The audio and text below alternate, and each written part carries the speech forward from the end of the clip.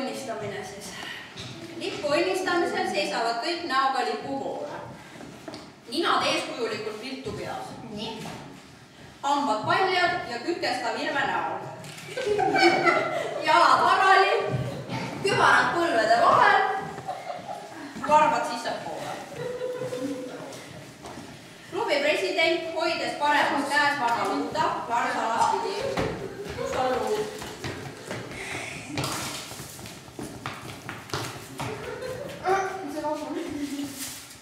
Sama kaenla on potis siniskübarat, mille sees viskab lipu suunas vana kübara ebasümmeetrilisi tükke.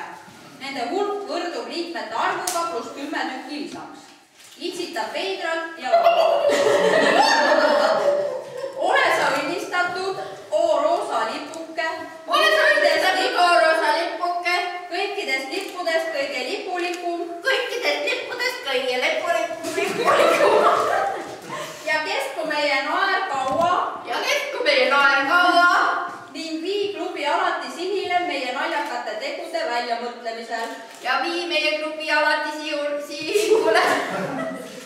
Meie naljakate tegude väljamõtlemisel. Meie naljakate tegude väljamõtlemisel. Kübarate, lipu ja vana luua nimel. Kübarate ja vana lipu. Peale õnnistamist korjab maast iga liige ühe kübaratüki ning säilitab seda suure arvusega.